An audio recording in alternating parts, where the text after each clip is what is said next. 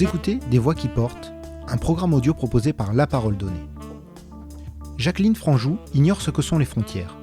Enfant de l'amour, née aux États-Unis dans l'immédiate après-guerre, d'un père américain et d'une mère française, elle a grandi dans la presqu'île de Saint-Tropez où ses parents avaient posé leurs valises, bien avant la pipolisation de ce coin de paradis. Alors qu'elle enchaîne les postes à responsabilité dans de grands groupes internationaux, Jacqueline Franjou engage ce qui lui reste de temps libre en rejoignant le conseil municipal de Ramatuelle. C'est là que sa vie bascule vers un monde nouveau en partageant avec Jean-Claude Brialy l'épopée de la création du Festival de Ramatuelle. Un événement qui depuis 38 ans ajoute chaque année un nouveau succès à ce projet qu'il croyait éphémère. Dans cet entretien, Jacqueline Franjou revient sur son parcours et ses engagements. Elle en profite pour rendre un hommage à son ami Michel Bouquet, dont le talent contribua à maintes occasions à la renommée du festival. Enfin, Jacqueline Franjou nous dit son plaisir de partager depuis 2007 avec Michel Boujna, directeur artistique du festival, le destin de cet événement culturel et populaire dont elle dévoile les coulisses de la prochaine programmation. Moi, je m'appelle Jacqueline Franjou, je suis une simple citoyenne française, née aux États-Unis. Et aujourd'hui, c'est un petit peu compliqué, je vais essayer de vous répondre, mais il paraît qu'il y a des virus qui traînent, donc j'ai une sacrée laryngo trachéite, donc ma voix fout le camp un petit peu. Voilà, pardonnez-moi. J'ai atteint un âge où je ne suis plus salarié d'aucune des entreprises dans lesquelles j'ai travaillé, donc je travaillais très tôt dans plusieurs entreprises. Et la culture a toujours été, y compris dans mes contrats de travail d'ailleurs, un fil conducteur, parce que en fait, s'occuper et créer ou être lié à la culture, c'est aussi s'occuper des autres. Et c'est aussi avoir de l'empathie.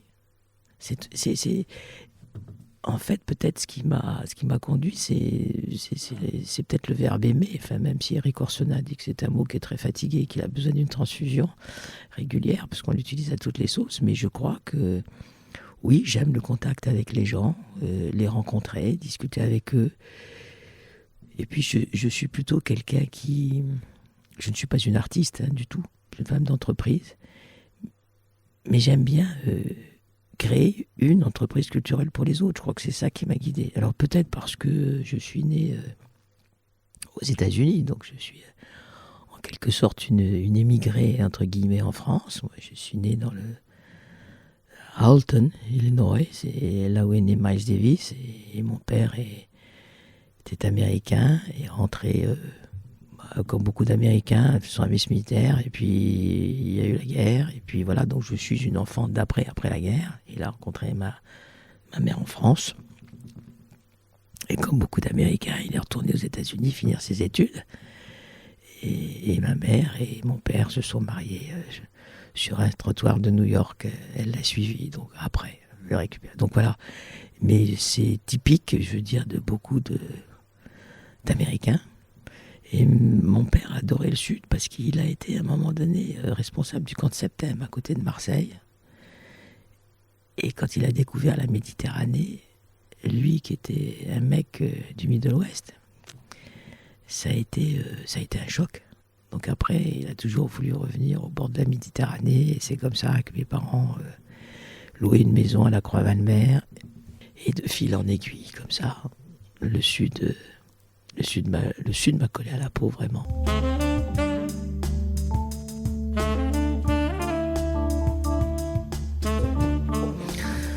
Quand vous êtes né à l'étranger, moi, mon père était à ce qu'on appelait le Trade Fairs and Exhibition, le département du commerce américain, et a fait beaucoup d'expositions internationales, et comme Dubaï par exemple, mais il était en Pologne, en Yougoslavie, l'ancienne Yougoslavie. Donc on était un peu à la maison, d'ailleurs parlant bilingue ou trilingue, ma mère parlait espagnol, et je crois que ça a été la notion un peu de citoyen du monde. Enfin, c'est vrai que je ne connais pas les frontières. Et donc, je crois que c'est ça. Donc, j'ai toujours... je pourrais pas habiter n'importe où, c'est pas ce que je veux dire. Mais pour moi, les gens n'ont pas de frontières. Pour moi, la vie n'a pas de frontières. Donc, c'est peut-être ça qui m'a guidé, parce que dans la culture aussi, il n'y a pas de frontières. Les musiciens vous diront...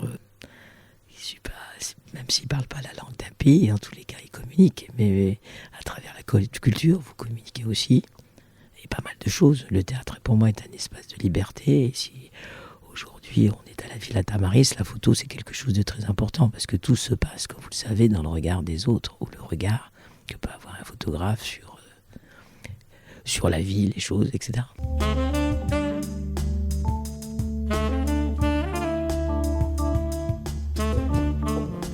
Moi, je me nourris des autres, de ce que les autres me rapportent. Je lis beaucoup, j'adore le cinéma, j'adore le théâtre, donc tout ça me nourrit, bien évidemment. Et dans les fonctions que j'ai pu occuper, je pense notamment... j'ai une carrière assez simple. Je suis rentré à la Ségauche, ensuite la Ségauche Air France, ensuite j'étais au cabinet de Strauss-Kahn pendant 3 ans, ensuite j'ai réintégré un peu Air France, ensuite je suis rentré dans le groupe Veolia où j'ai eu Nexity dans un premier temps, dont le patron était Stéphane Richard. Et puis ensuite, je suis resté dans ce groupe très longtemps, qui s'est appelé Vivendi, etc. Vous savez, il y a eu des mutations dans ce groupe. Et à un moment donné, j'ai eu 2 postes. J'étais DRH, communication de Maeva. Et j'avais 3500 personnes à peu près. Et le fait d'avoir une association culturelle, le fait de m'occuper de théâtre sur mes loisirs, hein, je ne gagne pas d'argent là-dessus, je suis bénévole complètement, depuis toujours. Et en fait, les artistes m'ont appris beaucoup de choses que j'ai utilisées et pris à mon compte dans le cadre des ressources humaines. Une manière de s'exprimer, une manière de dire la vérité, une manière aussi, moi j'ai adoré avec les salariés, les pousser vers le théâtre, vers le chant d'expression.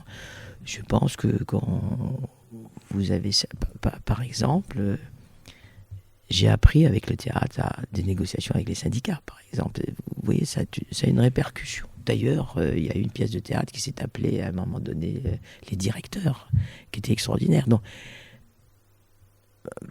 parce que les comédiens, d'abord, les gens du spectacle sont des individus qui ont un grand sens de l'ego, mais ils savent aussi écouter, ils savent retransmettre, et avec une vision sur telle ou telle situation. Quand on pense Molière, l'avare par exemple, je pense à Michel Bouquet, qui m'a dit, dont on va célébrer, enfin pas célébrer, mais honorer Michel Bouquet aux Invalides la semaine prochaine, lui disait par exemple, j'ai mis 15 ans à comprendre l'avare, tellement le personnage est difficile.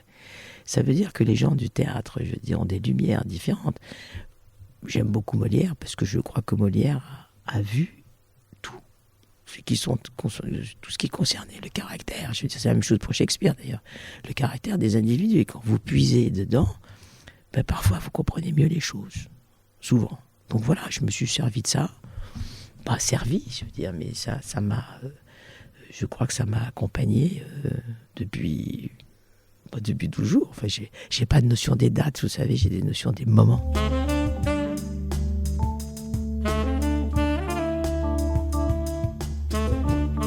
Il y avait un maire que j'aimais beaucoup à Ramatuelle, qui était Albert Raphaël, qui je crois a largement protégé cette presqu'île qui est cette commune qui est ce qu'elle est aujourd'hui, avec un maire qui continue. Et Albert a demandé à mon mari, qui ensuite d'ailleurs à un moment donné était maire de Fort-Calcaire, lui disant tu accompagne-moi sur la liste. Et mon mari qui était en voyage sans cesse et travaillait énormément a dit non, demande à ma femme. Et il n'y avait pas eu de femme jamais au conseil municipal. Je ne savais vraiment pas. Moi, j'étais femme, pas née à Ramatuelle. Et j'ai fait un discours très, très négatif d'ailleurs, en me présentant, en disant écoutez, je ne suis pas d'ici. Je suis né aux États-Unis, je suis une femme. Je me suis dit, bon, ils vont me laminer. Surtout qu'on est quand même, à cette époque-là, c'était toujours d'ailleurs avec des machos quand même. Et j'ai été élu, assez surprise. Donc, je suis resté 12 ans. Et qu'est-ce que je pouvais faire ? Alors, j'ai dit, donc j'ai créé avec quelqu'un que j'aime beaucoup, qui s'appelle Roland Berthora, qui était à l'époque à Ramatuelle. on a créé l'ODET, l'Office de développement économique et touristique. Et puis il y a eu les premiers ordinateurs familiaux. Il y avait un institut formidable à Ramatel qui s'appelait Fournier. Les premiers ordinateurs. C'est Mourouzi qui avait salué, d'ailleurs, à l'époque. On est dans les antiquités, là, en disant qu'à Ramatuelle, l'école était modèle. Il y avait un type, ce type-là, Fournier. Je crois que c'est le plus grand écolo que j'ai jamais vu.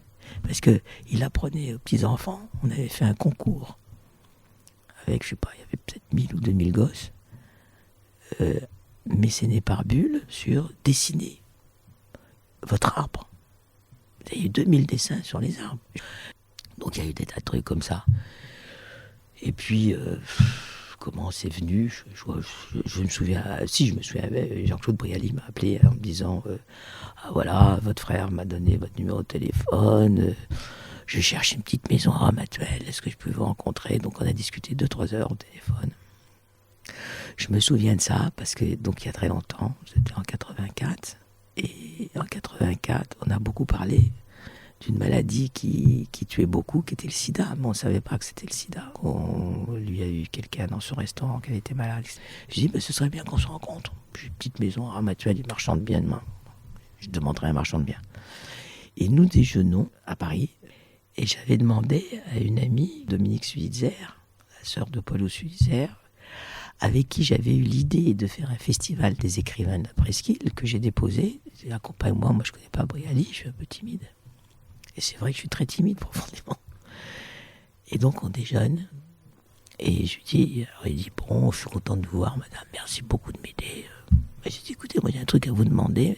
Gérard Philippe, sa sépulture est à Ramatuelle. Si on faisait un festival en hommage à Gérard Philippe. Ouais, il m'a dit oui. Il faudrait que vous veniez. Vous avez un théâtre? Ah non. Et vous avez de l'argent? Non. Et là, c'est là où il m'a dit, mais vous êtes folle quand même.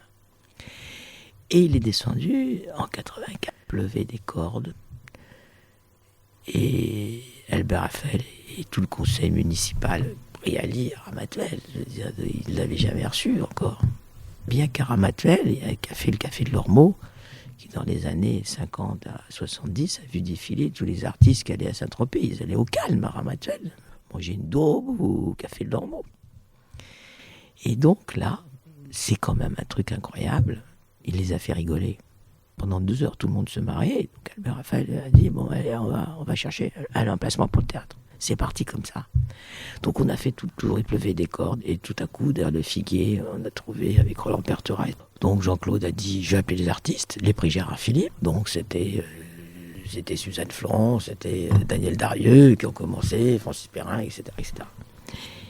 Et c'est parti pendant 7 jours. Le théâtre a vraiment été construit pendant 23 jours. Jour et nuit, était comme Astérix. Et d'ailleurs, le chef d'équipe maçon, qui a un certain âge maintenant, il vient à Ramatuelle, il vient au théâtre, et il dit, effectivement, je ne peux pas m'en détacher, tu comprends. J'étais maçon avec toute l'équipe, là. Et voilà, et on a pensé que ça durerait éphémère, ce serait une histoire éphémère. Et voilà, ça fait 39 ans, 38 ans. Avec des gens qui étaient avec moi dès le début, parce qu'on avait 30 ans. Et donc, ils sont toujours là, hein. C'est fou. C'est comme s'ils étaient happés, attirés, etc.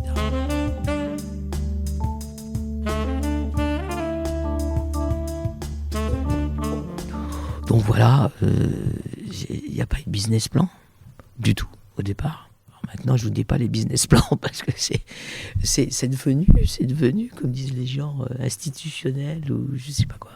Donc c'est venu dans un petit village, un festival qui, je crois, est connu, pour des raisons XY, que je veux dire, parce que, d'abord, il y a des très grands artistes, et puis parce que c'est un travail d'équipe, donc je ne compare jamais la politique et la culture, mais je sais une chose, parce que j'aime la politique, de loin maintenant, mais c'est quelque part le même cheminement et la même logique. Quelque part. Vous voyez, en Ukraine, c'est un comédien. Et ça se voit que c'est un comédien. Et ça sent que c'est un comédien. Il a ses phrasés, il est habillé pareil. Il est mordant, enfin.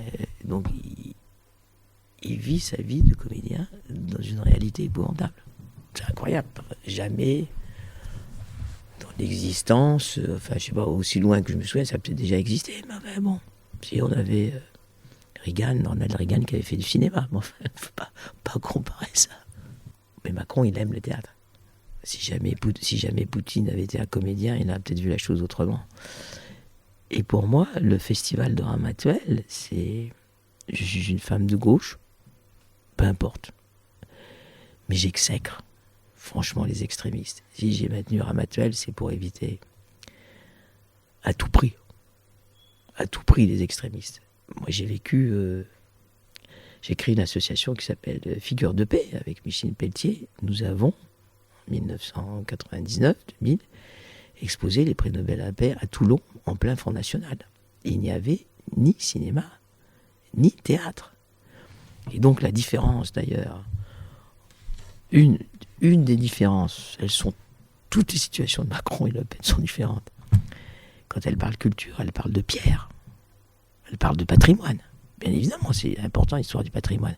Mais il y a les bipèdes que nous sommes, les humains, qui avons nos sensations, nos amours, nos tristesses, nos luttes, etc. Parce que le théâtre, soit les variétés ou la musique, c'est fait de chair et d'os et d'âme. C'est pas des pierres. Même si je pense que les pierres, j'adore les pierres, les patrimoines anciens, etc. Parce qu'on imagine justement que des humains ont vécu, que ce soit les châteaux de la Loire en France, que ce soit ici, enfin, quand on va à Draguignan, il y a des lieux, les couvents, etc. C'est juste mettre l'humain au cœur des problèmes. Alors, je parle souvent plus d'humains que de peuple, mais je crois que c'est important. Oui, bon. Je crois que la mémoire, c'est quelque chose d'important. Moi qui suis né aux États-Unis, où je ne sais pas qui étaient mes arrière-grands-parents, du côté de mon père, du côté de ma mère, les Tourangelles. Donc un jour, en plaisantant, sur une plaisanterie qui a été un peu douteuse, on me dit « Ah, mais vous êtes né aux États-Unis, peut-être d'une grande... » Ouais. J'ai dit « Peut-être que je suis né d'une prostituée et d'un brigand, mes ancêtres. » Parce que c'était quand même... il y a 2 siècles, c'était ça. Pas forcément, mais voilà.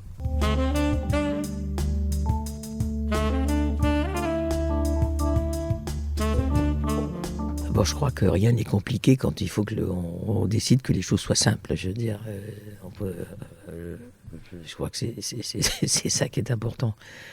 Gérard Philipe était un homme de gauche très populaire. Et il y a eu un testament, comme le testament du Luc d'Aumale, quelque part, qui venait par la part de sa femme en disant il aimait danser, il aimait chanter, il aimait rire, il aimait le théâtre, il aimait la vie. Donc ça a été ce en quoi il aimait la musique classique, ce en quoi on s'est appliqué de faire. Parce que c'était ça. Et pas de vulgarité. Enfin, il y a des spectacles que je ne prendrai pas, ou des artistes que je ne prendrai pas. Mais évidemment. Ou qui sont trop extrêmes. Et je ne citerai pas de nom là-dessus, parce qu'un artiste, c'est un extrême. Mais quand il pousse le bouchon un peu trop loin, il faut juste arrêter. Donc on est resté dans le théâtre, les variétés, la musique classique et l'humour. Donc c'est ça la base, je veux dire, de maintenant établir une programmation. Avec Jean-Claude, on la faisait, avec Michel, je l'ai fait. Le maire ne participe pas à la programmation. J'allais dire, bon, on a des attirances, on a des coups de cœur. Moi, en tant que présidente, je m'interdis un coup de cœur. Parce que c'est quand vous avez 7 enfants, ou 6 enfants, ou 7 enfants, vous n'allez pas dire, je préfère celui-là aux autres. C'est impossible, il faut les aimer tous pareils. Donc, je les aime tous, avec leurs défauts, leurs qualités, leurs talents. Et puis moi, je ne suis pas une artiste. Ils ont beaucoup plus de talent que moi, clairement, si vous voulez. Moi, je suis chef d'orchestre. Je mets ça en musique, comme je peux. Dans la programmation, si on prend la programmation de cette année, le devoir de mémoire est quelque chose auquel nous étions attachés, Jean-Claude Brialy et Michel Bougenin et moi-même. Donc, dans le programme de cette année, il y a un problème de mémoire. Musique classique, Joséphine Baker. Avec une artiste formidable, je ne l'ai pas rencontrée. Et c'est lié à Jean-Claude Brialy aussi, parce que c'est Jean-Claude Brialy qui a fait en sorte que Joséphine Baker puisse rentrer en France. Et puis j'ai des amis à côté un ami qui a été dans la famille de Joséphine Baker. Vous voyez, on fait des petits traits comme ça. La voix a quelque chose d'important dans la musique classique, donc j'ai rappelé ceux qui ont joué dans Lukos, par exemple, pour chanter de l'Offenbach, etc. Les gens ont besoin de cette Offenbach, c'est magnifique parce que on ne peut pas ne pas résister à Offenbach. Et puis une pianiste, victoire de la musique. Et j'ai un nouveau directeur artistique, c'est pas nouveau, j'ai le mauvais terme, Laurent Petit-Gérard, qui est perpétuel de l'Académie des Beaux-Arts et grand compositeur, etc., a voulu retourner tranquille à ses études, à ses concerts, à son écriture musicale. Donc j'ai demandé à Jean-Michel Duez, qui est de Radio Classique, qui a dit formidable. Donc il y a une succession. Ensuite, qu'est-ce qu'on fait? Alors il y a des gens qui nous demandent de venir. Je vois Patrick Bruel, il y a 8 mois, il me dit je veux venir à Ramatuelle. Viens. Bon, ça va vite. Hein.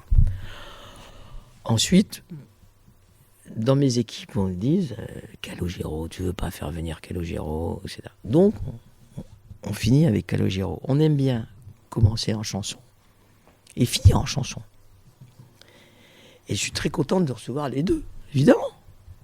Et il y a parfois, vous savez, c'est dur en ce moment le théâtre. Il y a beaucoup de dates qui parfois s'annulent.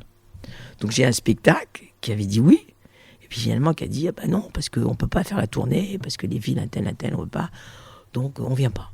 Sauf si tu augmentes le... On ne vient pas. Donc tout à coup, je me retrouve avec une date. Donc on cherche, et on se dit qu'est-ce qui va pouvoir marier, etc., etc.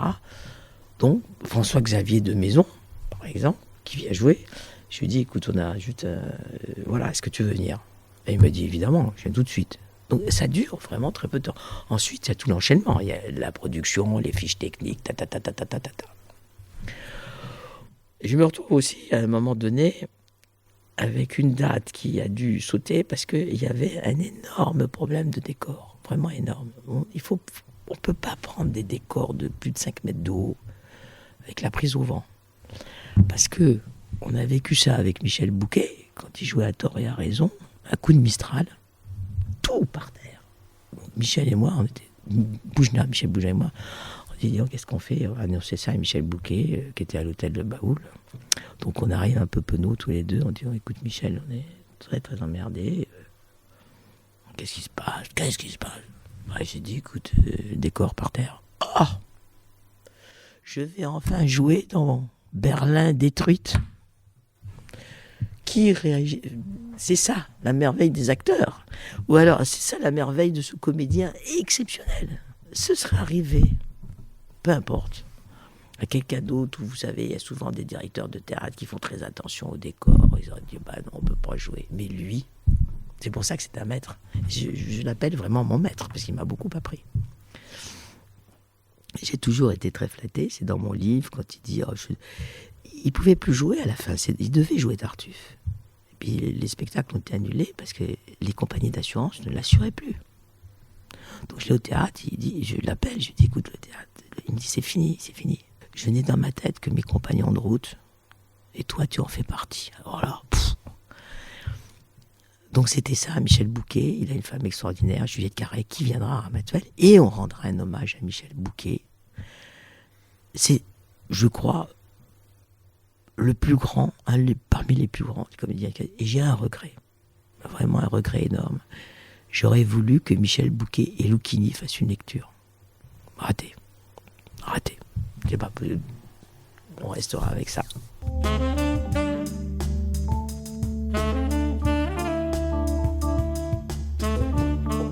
Il me reste cette date. Et là, Isabelle Adjani demande à venir pour Marilyn Monroe. Et nous, on n'a jamais pensé, parce que quand même, Isabelle Adjani, c'est, comme on dit, vulgaire. J'aime pas ce terme, mais c'est une icône quand même. Donc, on est très heureux. Et j'espère qu'elle le sera aussi, parce que c'est ça l'important. Et puis, donc ça, c'est Adjani, et même à Jean-Michel Bouquet. Et puis Francis Perrin. C'est quand même ce comédien, il vient avec sa famille jouer Molière. Comme dans le temps. Sa femme, ses enfants. Donc c'est ça la mémoire, je veux dire, des choses. Bon, Muriel Mayette et Francis ont décidé que le livre que j'avais écrit, ils en font une lecture qui s'appellera Jean-Claude Brialy, encore 2 mots à vous dire. Moi, je vais rester tranquillement chez moi ce soir-là, parce que j'ai la pétoche. J'adorais Michel Galabru, qui a joué, je sais pas combien de fois, 20 fois peut-être. Et je vais voir dans un petit théâtre à Paris, qui s'appelle l'Artistique. Je ne savais pas que... Je n'ai pas su, je pense. Je savais que Agatha Christie avait écrit quelques pièces, mais je ne savais pas autant que ça. Donc, un visiteur inattendu, Sarah Biasini, Emmanuel Galabru. Et là encore, ça joue, parce que Michel, c'est les 100 ans. Donc, avec la mairie de Saint-Tropez, on va, pendant 8 jours, avoir des films de Galabru, septembre, octobre, enfin pas en plein été.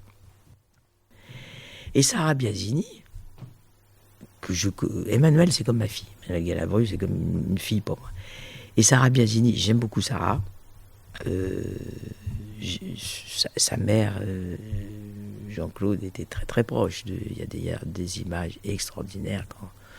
L'image que j'aime bien quand Romy Schneider dit à Jean-Claude sur scène, interviewé par Drucker, en disant « Oui, si tu es là, je suis bien ». Donc Jean-Claude était un grand protecteur de Romy. Et Sarah est une véritable comédienne. Et je me dis, il y a Romy Schneider à la Cinémathèque de Paris, les 100 ans de Galabru, elle joue dans une pièce. J'ai une photo formidable d'ailleurs que m'a envoyé Emmanuel de Romy Schneider embrassant Michel Galabru, je ne sais pas où. Donc c'est comme ça que l'histoire se construit d'une programmation, pas au hasard. Et il faut qu'on raconte une histoire, je veux dire, à chaque fois. Donc l'histoire, je dirais, cette année, qu'est-ce que c'est que l'histoire ? C'est la mémoire, je crois. La mémoire de ce qu'on est, la mémoire de ce qui est. Je crois que c'est pour ça que je suis vent debout contre le Front National. Vent debout, franchement. Je pense qu'ils ne passeront pas, mais ils sont là.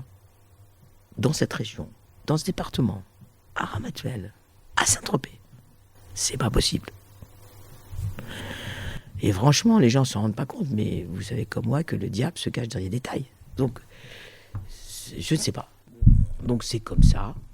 Vous savez, avec Michel, à un moment donné, avec Michel Bougenat, on a reçu une année des coupures de journaux disant on n'a pas assez tué les Juifs pendant la guerre, ou bien comment tu fais venir un black sur scène, Abdel Malik. Ouais, faut pas charrier quand même.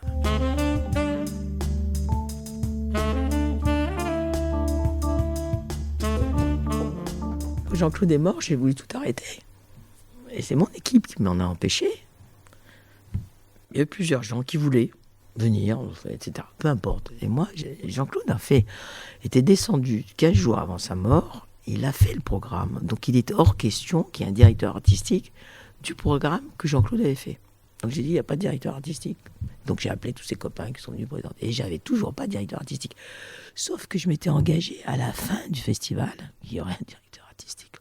Et 3 jours avant, j'en avais pas un. Mais merde. Mon administratrice me montre une photo qui a été dans notre bureau. Jean-Claude remet commandeur de la Légion d'honneur à Juliette Gréco sur scène. Michel arrive. Et Jean-Claude prend par le cou Michel Bougenat, donc 1 an, 10 mois avant sa mort. Et Agnès Dagorneau me dit, qu'est-ce qu'on pense ? Elle me dit, mais putain, c'est ça. Je lui dis, merde, c'est ça, oui, évidemment. Donc j'appelle Michel. Je lui dis, écoute, j'ai un service à te demander. Tu es le directeur artistique du festival. Il m'a dit, mais t'es folle, il faut que je demande à ma mère, à mon père. Et il me rappelle 3 minutes après. Et il me dit, écoute, ils vont me tuer si je te dis pas oui, mais tu vas m'aider. Parce que j'ai dit oui. Bon, donc ça fait 14 ans. Et j'ai eu le trac de ma vie, parce que quand j'ai vu cette salle pleine, mais bourrée à craquer, il y en avait sur la colline, et je me dis, mais merde, qu'est-ce que j'ai fait, quoi ? Et si jamais il l'aime pas ? Et là, il est rentré, la folie, applaudi, etc. Donc voilà, maintenant, le festival n'est pas une institution, c'est quelque chose qui vit, c'est un être humain. J'espère qu'au-delà de moi, il vivra. J'ai une équipe qui peut faire vivre le festival, même si j'étais pas là.